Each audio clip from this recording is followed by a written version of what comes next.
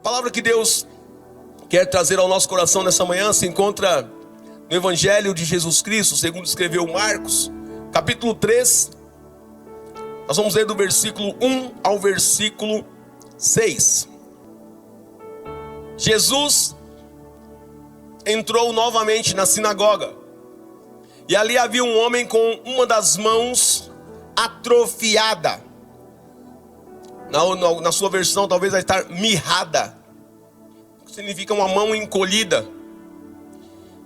Eles observavam Jesus de perto para ver se curaria o homem no sábado, procurando um motivo para acusá-lo. Jesus disse ao homem da mão atrofiada: levante-se e venha para o meio. Depois, Jesus lhes perguntou aos religiosos daquele que estavam naquele ambiente: o que é permitido fazer no sábado? O bem ou o mal?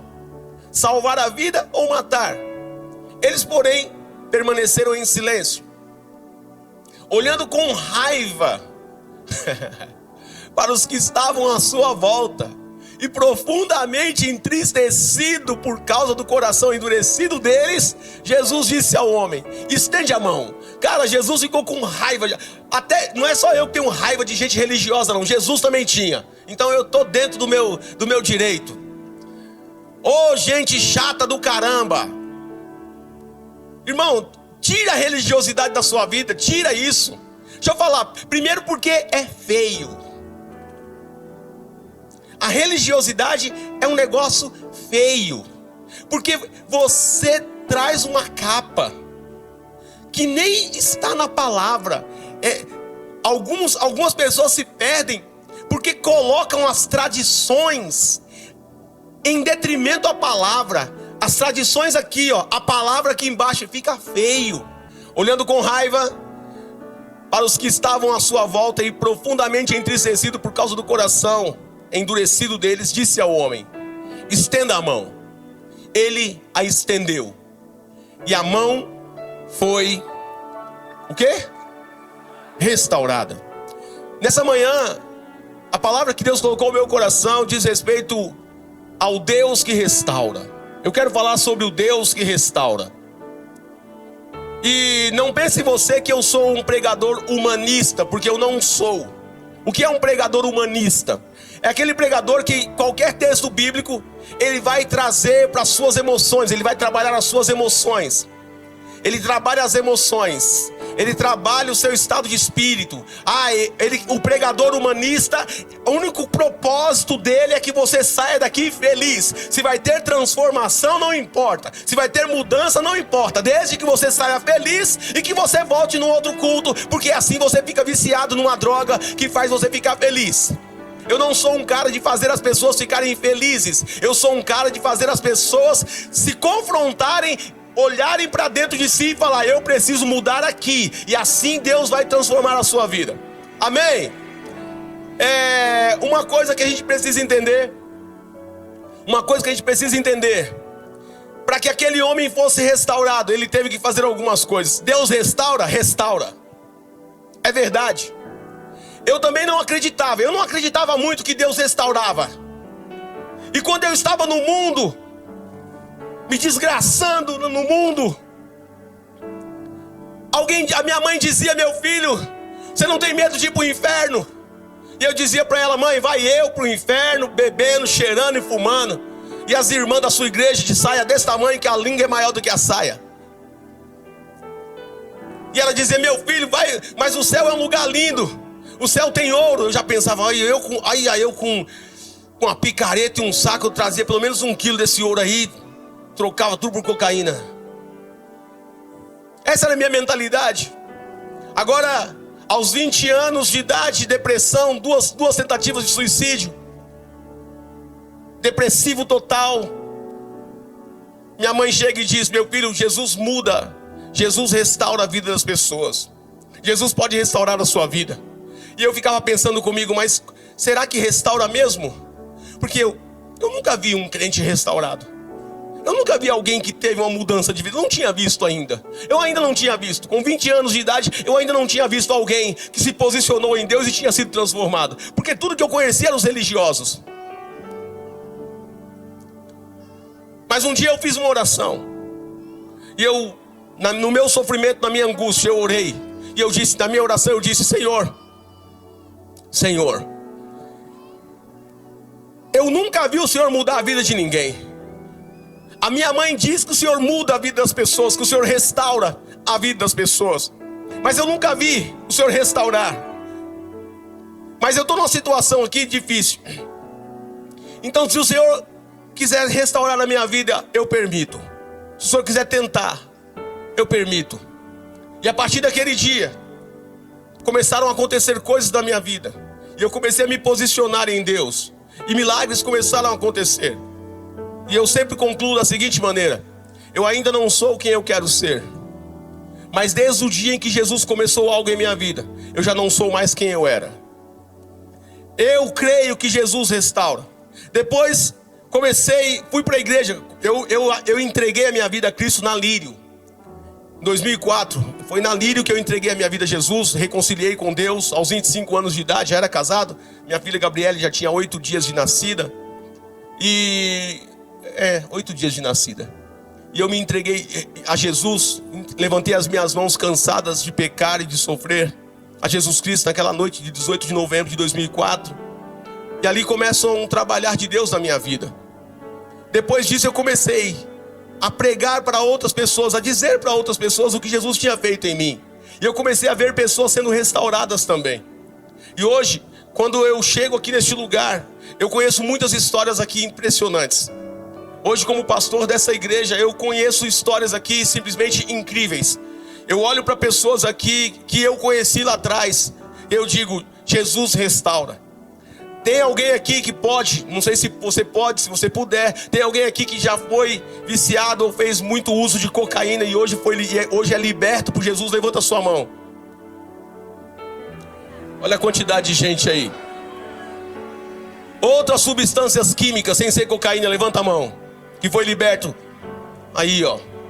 Álcool, quem foi liberto do álcool, não era um alcoólatra, hoje não é mais. Levanta a sua mão aí, levanta a sua mão, para a glória de Deus. Olha a quantidade de gente. Depressivo, alguém que estava depressivo e hoje está liberto, tem a alegria de Jesus. Pode levantar a sua mão e glorificar o nome de Jesus. Você pode aplaudir ao Senhor por essas vidas transformadas, restauradas.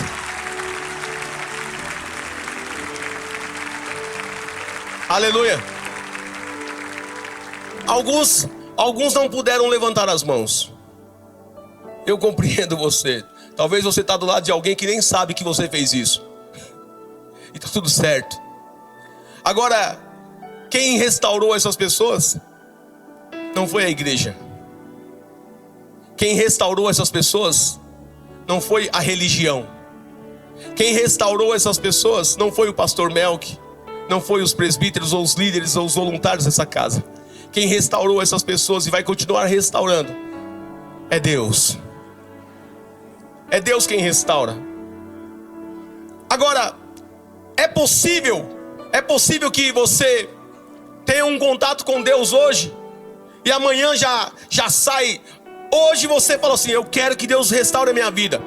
E amanhã você já está pregando a palavra de uma forma assim impressionante, já sabendo todos os versículos bíblicos, já sabendo as bases bíblicas da sua pregação. Estou falando amanhã, segunda-feira. Isso é possível? Quem acha que é possível, levanta a mão. Poucas pessoas, né? A maioria. Bom, se eu perguntar quem não acha, não, deixa para lá esse negócio. Mas queridos, eu acredito que é possível. Mas tem um detalhe aí: saber todos os versículos? Saber todos os versículos não. Porque como é que a pessoa vai saber todos os versículos se ela não leu a Bíblia ainda? Como é que ela vai saber pregar sobre um monte de versículos bíblicos se ela não teve tempo de decorar? Porque versículos bíblicos, para você guardar eles, você precisa decorar, igual a tabuada. Tem gente que acha que vai vir um dom sobrenatural do céu e vai fazer você decorar o versículo. Não. Versículos bíblicos são assim. Te chamou a atenção? Deus falou com você aquele dia sobre aquele versículo? Pega ele escreve ele num papel e anda com ele o dia inteiro, repetindo ele. Agora eu vou decorar só a primeira linha. E começa: aquele que começou a boa obra, aquele que começou a boa obra, aquele que começou a boa obra, aquele que começou. O dia inteiro.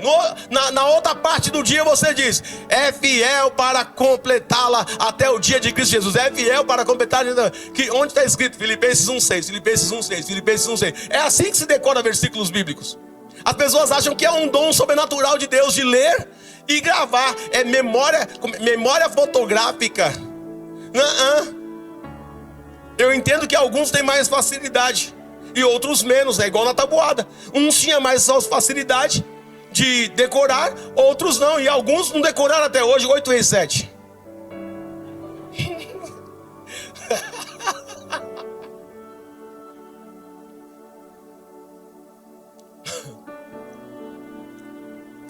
A primeira condição para a restauração: se você quer que Deus restaure alguma área da sua vida, ou todas as áreas da sua vida, se você tem algumas áreas, algumas esferas na sua vida que ainda precisam do toque de Deus, precisam de uma restauração, de uma transformação, o primeiro ponto que você precisa fazer é ter uma mudança de posicionamento. Quer ser restaurado? Mude a sua posição. Mude o seu posicionamento. Se você continuar no mesmo lugar, fazendo as mesmas coisas, o resultado vai ser o mesmo que você está vivendo hoje. Por isso, você vai conhecer cristãos que há 30 anos estão na igreja, mas não possuem mudança visível. Você olha para eles e eles são as mesmas pessoas, é a mesma coisa. Eles sabem ir para a igreja, eles já decoraram os hinos, eles já decoraram versículos bíblicos, mas quando você olha para a postura deles, você não vê mudança, você não vê restauração. Por quê? Porque eles, apesar de estarem no lugar certo, não mudaram aqui na mente, não mudaram seu posicionamento em casa, não mudaram seu posicionamento no trabalho. Você precisa mudar de lugar. Você precisa sair do lugar que você está e ir para o lugar onde Deus quer que você esteja. Você precisa abrir mão da mentalidade que a religião colocou em você e receber a mentalidade do Espírito Santo. Coloca para mim Romanos capítulo 12, versículo 2, por gentileza. Não se amoldem ao padrão deste mundo, mas transformem-se. Aleluia! Transformem-se pela renovação da sua mente, para que vocês experimentem a boa, agradável e perfeita vontade de Deus. Quer ver uma vida restaurada? Quer ter uma vida restaurada? Quer ter um casamento restaurado? Família restaurada? Áreas da sua vida restaurada? Você precisa mudar de posição, sair do lugar onde as pessoas estão e ir para o lugar onde Deus quer que você esteja. Quando Deus quer falar com Moisés, Ele chama Moisés ao Sinai. Todas as vezes que Deus queria falar algo a Moisés, Ele diz assim: sai do meio do povo. Quando Deus vai chamar Abraão para fazer algo incrível na vida de Abraão, Ele vai dizer: saia do meio da sua parentela, saia do meio dos seus amigos. Quando Deus vai dizer a fórmula de ser uma pessoa muito abençoada, Ele vai dizer: olha, não imite a conduta dos pecadores, não ande com eles e não se assente com eles. Quando você quer uma restauração de Deus, você precisa sair do meio do povo e ficar onde Deus está. Se você quer que Deus restaure a sua vida, você precisa sair de onde as pessoas estão e ir para onde Deus está.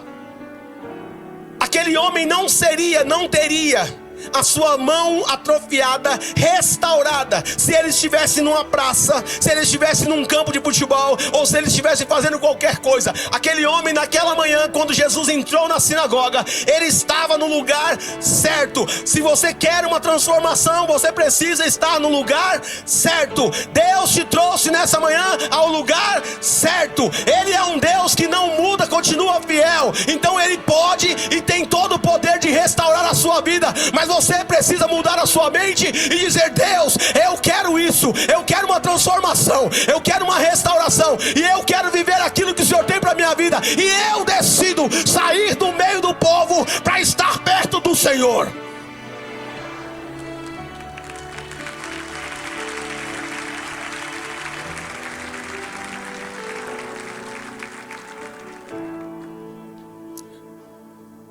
Vou dar só uma aplicação de bezetacil e vou sair correndo, é muito rápido. Eu saí da igreja e ninguém veio atrás de mim. Segundo a Bíblia, deveríamos? Segundo a Bíblia, deveríamos? Se você não leu a Bíblia inteira pelo menos 3 vezes, você não tem direito de responder. Mas para você que já leu a Bíblia 3 vezes no mínimo, me mostra um texto de alguém que saiu da presença de Deus e alguém foi lá buscar. Pelo contrário, olha a parábola do filho pródigo. O pai foi atrás? Não, essa vocês conhecem. Mesmo você que não leu a Bíblia 3 vezes, você conhece. O pai foi atrás do filho pródigo, sim ou não, igreja? E aí? E você quer que o pastor vai atrás de você? Aí nenhum pastor veio atrás de mim. Deveria? Você saiu com as suas pernas, você volta com as suas pernas. A porta está aberta. Ninguém vai impedir você de entrar, como você está fazendo aqui hoje. Aí eu saí da igreja e ninguém mandou mensagem para mim. Ué, você não ouve nem a mensagem de Deus, vai ouvir as mensagens das pessoas? Nem a mensagem que Deus te manda todos os dias volta para mim, você não ouve, você vai ouvir pessoas. Ou seja, você serve a Deus ou serve pessoas? Claro que é pessoas, porque senão não dependia de pessoas. Aquele homem, imagina, não, eu não vou para a igreja não, porque, cara, ele ia perder o milagre dele. Tem que estar na presença de Deus, querido. E mudar a posição é se mover, como eu disse aqui, se mover para uma nova condição. Se mover para uma nova condição. Se você fumava, cara, para com isso, arranca isso. Você sabe que não agrada a Deus.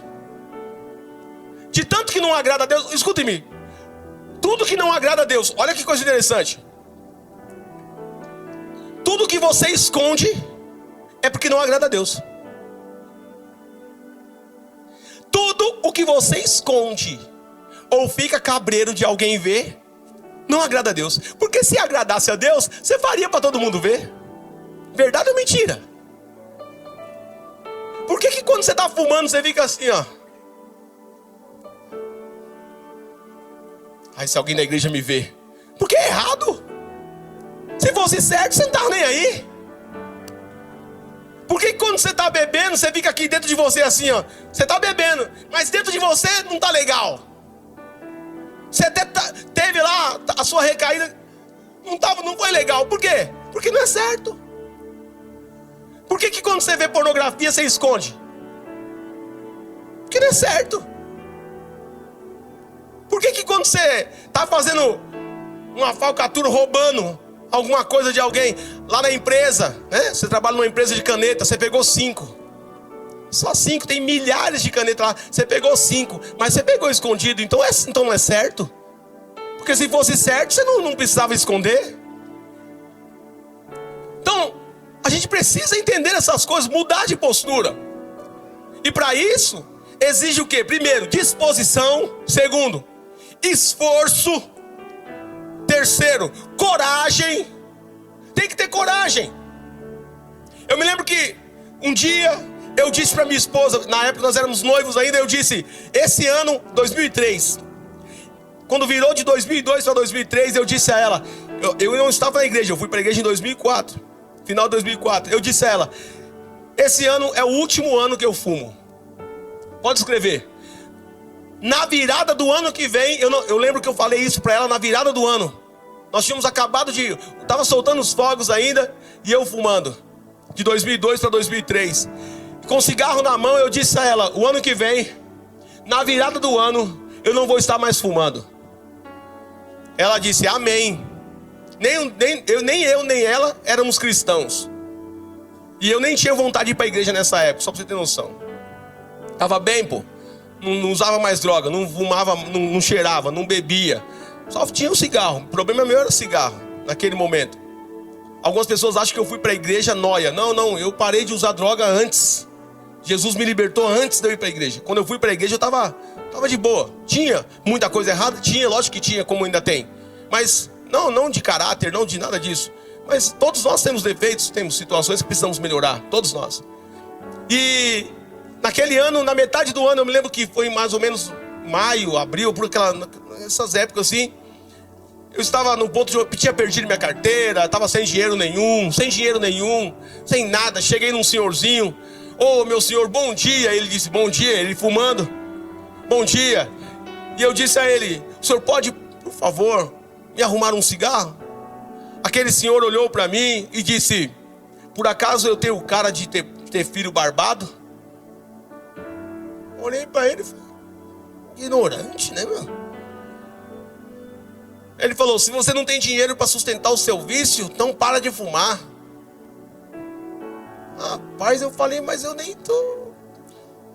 Cara, eu gostava de uma briga, cara.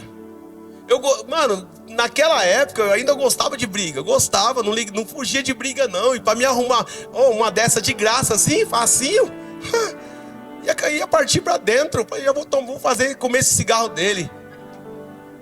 Aí eu olhei assim e pensei comigo, né, meu? Na hora ali foi Deus, cara. Pensei, eu analisando o que eu ia fazer, olhando para ele, e pensei, ele tá certo. O cigarro é dele, pô. Ele dá para quem ele quiser, né? Errado ele não tá, não. E voltei pro ponto de ônibus, pro outro lugar, esperando um ônibus para vir embora. E falei comigo, nunca mais eu passo essa vergonha. Nunca mais eu coloco um cigarro na minha boca. E eu não era crente. É isso que me faz raiva. É isso que me faz raiva, porque você é crente. Você diz que tem Deus. Você diz que tem o Espírito Santo. Cara, eu não tinha. Eu só tinha posicionamento. Como é que você fala pra mim, eu não consigo? Você vai pro inferno, cara. Sem conseguir. Você está perdendo as bênçãos de Deus por causa de algo que você tem que abrir mão. Tem que mudar de posicionamento. Aquele homem, ele foi restaurado porque ele não estava no lugar errado. Ele mudou de posição. Ele estava na igreja, ele estava no lugar certo. Você precisa estar no lugar certo em Deus. Você precisa estar no lugar certo em Deus. O lugar certo não é somente esse espaço físico. O lugar certo é em Deus. E isso serve para todos nós. Todos nós precisamos estar decididos a viver em Deus.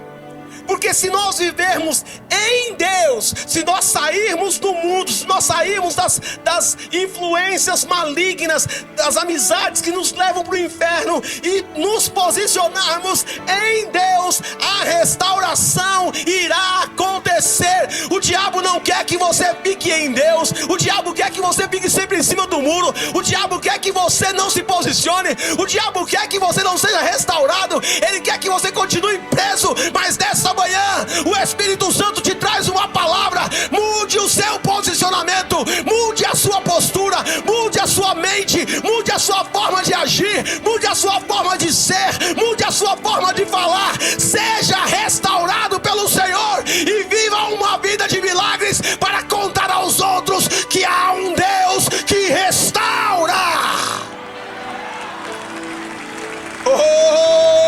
Mistura o aplauso com aleluia.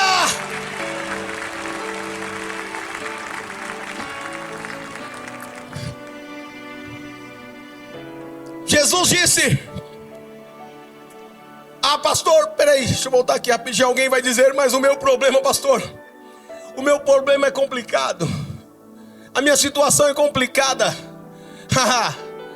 Eu estou falando de um Deus que fez e mantém organizado o universo, que conhece cada célula do seu corpo. Eu estou um Deus que conhece cada micro-organismo em você, cada anticorpo, cada bactéria. Ele conhece cada vaso sanguíneo. Será que Ele não tem poder de restaurar você? Em Mateus capítulo 11, versículo 28, Jesus diz: venham a mim. Olha aí, mudança de postura, mudança de posicionamento. Ele está dizendo o seguinte: não importa onde você esteja, não importa em qual lugar você esteja, venham a mim. Não é venham ao pastor, não é vá à igreja A ou à igreja B. Elas são importantes e você não pode parar com isso, porque a igreja é o corpo de Cristo. Mas quando ele diz venha a mim, ele está falando de postura nele. Eu preciso mudar as minhas posturas, não é por causa da minha esposa. Eu preciso mudar a minha postura, não é porque eu estou com medo de perder meu casamento. Eu preciso mudar a minha postura, não é porque meus filhos estão assim ou a minha esposa está assado, não. Eu preciso mudar a minha postura porque eu preciso de restauração de Deus. E Deus está dizendo nessa manhã: venham a mim. Quem? Todos os que estão cansados. Está cansado de sofrer? Está cansado de viver uma vida que nem você está satisfeito? Está cansado de ficar ouvindo ladainhas do diabo? Está cansado de viver só essa parada de vir para o culto? Está cansado de vir para a igreja porque a sua esposa te obriga? Está cansado de vir para a igreja porque o seu marido te obriga? Vai até Jesus. Vai até Jesus. Vai até Jesus. Fale com Jesus. Diga a Ele: o Senhor falou que é para mim vir até o Senhor e eu estou aqui. Venham a mim, todos que estão cansados e sobrecarregados. Tem gente aqui sobrecarregada de problemas, sobrecarregada de situações.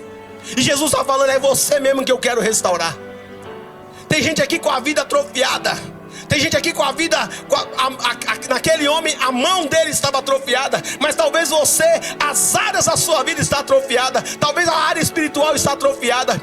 Há quanto tempo faz que você não fala em línguas? Há quanto tempo faz que você não recebe poder de Deus? Há quanto tempo faz que você não tem uma leitura bíblica e você chora lendo aquele texto? Há quanto tempo faz que você, ouvindo uma canção, não para tudo, se levanta e se derrama diante do Senhor? Ei, Jesus está falando, está faltando eu aí na sua vida. Venha a mim,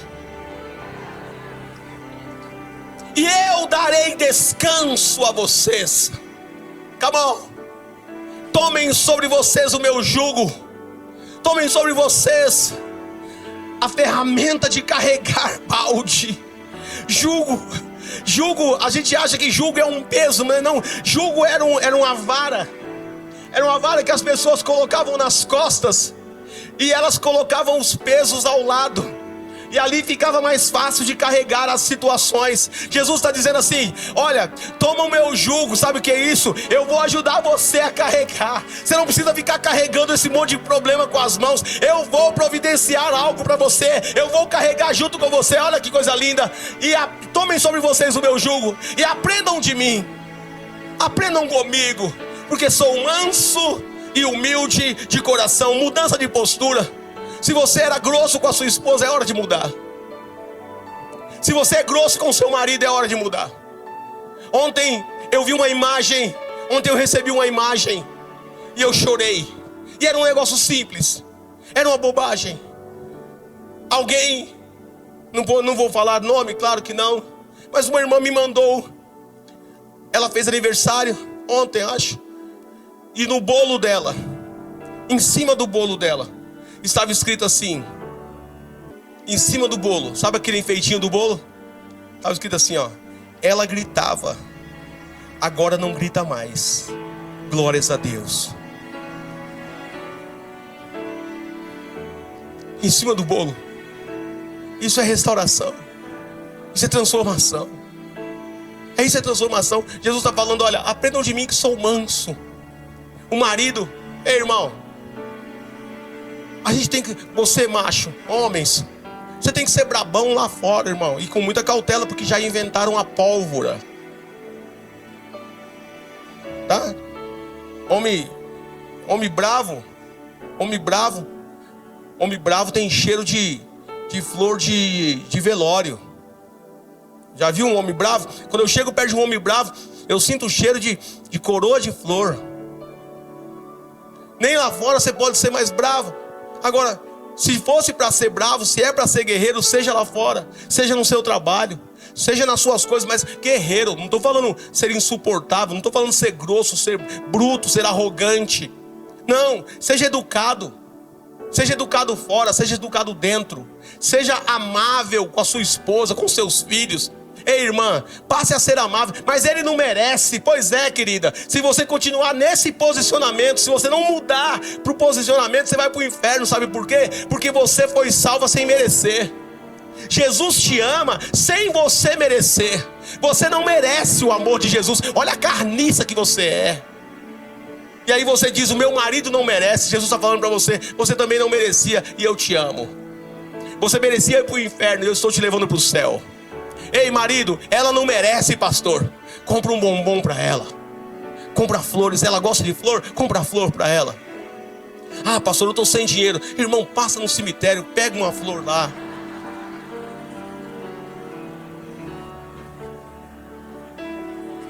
O morto não vai reclamar. O defunto não vai reclamar, eu tenho certeza disso. E não é roubo não. Você chega lá e fala, com a sua permissão. Quem cala consente, não é verdade? Se você não ouvir nenhuma voz é porque está liberado. Agora se ouvir, corre, guerreiro, corre. Mas não vai fazer igual o irmão. Tem uns irmãos que é muito burro. Teve um dia das mulheres que eu falei pro irmão, passa lá e compra e pega uma flor lá do cemitério e leva para sua esposa. O miserável levou logo uma coroa de flores. Você ri porque não é ele. A gente ri assim, mas é bom para descontrair. Mas é verdade, seja gentil, mude o posicionamento, seja manso e humilde de coração como Jesus. E aí olha o que vai acontecer. Cara, a gente precisa pegar a palavra de Deus e acreditar nela. Nós precisamos pegar a palavra, ouvir a palavra e falar, cara, eu quero viver isso aí, irmão. É isso que eu quero viver. Olha o que ele diz, se você for manso e humilde de coração, se você vier a mim, se você trocar o seu jugo comigo, olha, você vai encontrar descanso para a alma. Sabe o que é uma alma descansada, guerreiro? Eu acredito que poucos aqui conhecem o que é isso. Uma alma descansada é aquela alma que, independente de como está o dia, ela vai chegar em casa, ela se desliga. Quando ela entra dentro de casa, ela se desliga de fora. E agora ela só pensa na família. E quando vem aquele pensamento lá de fora, ela fala, amanhã eu resolvo isso aí. Hoje eu estou com a minha família, hoje eu estou em casa. Nem sei se eu acordo no domingo amanhã. Nem sei se eu acordo. A alma descansada, ela dorme. Ela dorme. Em paz me deito e logo pego no sono. É isso que é uma alma descansada, encontrar um descanso para a sua alma. Talvez você está procurando isso de outra forma. E tem muita gente aí gastando dinheiro para ficar assim, quando na verdade não precisa nem de gastar dinheiro, é só ir até Jesus. Eu encerro lendo a última parte do texto, que diz, pois o meu jugo é suave e o meu fardo é leve. Jesus está falando, se você mudar o posicionamento, se você vier até mim, quando aquele homem está naquela sinagoga de manhã, Jesus disse a ele, saia da margem e venha para o meio. Percebam que Jesus diz a ele, venha para o meio.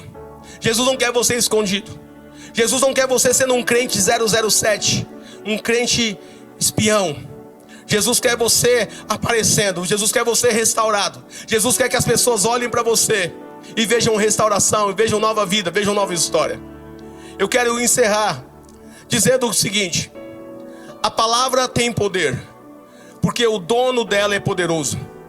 E se você quiser experimentar, é só começar. Que o Senhor segure em suas mãos a partir de hoje. Que você tenha a sua vida restaurada, porque você tem um Deus que restaura.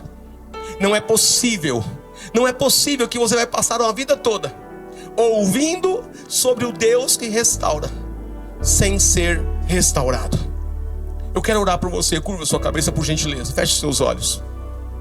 Senhor, eu preguei a tua palavra, parte dela,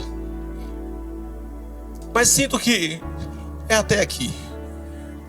Então, continue falando no coração deste irmão, continue falando no coração dessa irmã. Senhor, faça com que ele se sinta hoje amado pelo Senhor. O Senhor o ama, por isso o Senhor ainda insiste nele. Essa mulher, Deus, que o diabo tem dito a ela que não tem mais jeito, que acabou, Senhor, eu sei que o Senhor trouxe ela para que ela se sentisse amada. E eu sinto hoje o teu amor aqui sendo derramado em nós.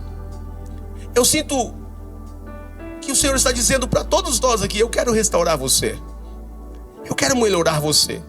Para aqueles que já estão bem, eu sinto que o Senhor está dizendo: ainda tem mais. Ainda tem mais, até o último segundo da sua vida, eu ainda posso fazer grandes coisas, porque eu sou o Deus que restaura. Eu comecei algo em você e ainda não completei. Então não diga para mim que acabou, porque eu, o teu Deus, te digo: eu ainda não terminei a obra que eu comecei em você. E eu te chamei para me representar. Eu te chamei, eu te escolhi para mudar a sua história de tal forma que as pessoas olhem para você e digam: isso só Deus pode fazer. Eu ainda vou usar muito a sua vida. Eu ainda vou contar muito com você. E até você mesmo não vai conseguir se exaltar, porque quando você ver o que eu vou fazer, você vai dizer: isso só Deus podia fazer, eu não tinha condições alguma. Mas nesta manhã, ouça minha voz, minha filha. Ouça minha voz, meu filho. Decida sair do lugar onde você está. Eu estou te esperando. Saia do lugar onde você está. Venha para perto de mim. Eu quero abraçar você todos os dias. Eu quero ser a primeira pessoa com quem você fala todos os dias, já que sou eu quem vou mudar a sua história. Eu quero que você leia a minha palavra agora com paixão, com atenção. Quando você for orar, quando você for falar comigo, que seja só nós dois. Que seja uma conversa entre nós dois. E quando você falar bastante, deixa eu falar também. Eu tenho algumas coisas para falar a você também quando você está falando comigo. Separe algum tempinho para mim, porque eu quero falar com você, filhinha. E daqui a alguns tempos, você vai procurar este homem e vai dizer a ele: pastor, eu ouvi a palavra de Deus naquele dia. Eu decidi mudar a minha postura. Eu decidi melhorar algumas coisas que eu não estava fazendo. E agora a minha vida foi restaurada. E a glória será do meu nome. Assim diz o Senhor para você. Deus, eu te louvo por esta manhã. Eu te louvo por este tempo que o Senhor nos trouxe aqui. Muitos achavam que hoje é dia de apanhar. E o Senhor vem aqui e abraça a gente de tal forma e diz: olha, eu te amo. E os seus erros, que tanto Satanás aponta para mim, eles são normais porque você é um ser humano. Eu só quero corrigir você. Eu quero ajudar você. E essas acusações que o diabo tem feito contra você, daqui a alguns dias ele não vai mais acusar você, porque eu vou restaurar a sua vida. Que assim seja, para a glória do Pai, do Filho e do Espírito Santo. Uau! Glórias a Deus! Que bênção que você chegou até aqui. Eu espero que tenha sido muito edificante esta palavra para o seu coração. E eu peço a você gentilmente que compartilhe esta palavra com alguém que você sabe que vai precisar ouvi-la. Também te peço para deixar aquele like abençoado e, se não é inscrito no canal, se inscreva, porque tem muita coisa boa para você, tá bom? Deus te abençoe. Vai ficar algumas recomendações aqui ao lado também. Aproveite, desfrute daquilo que Deus tem para a sua vida. Beijo, gratidão.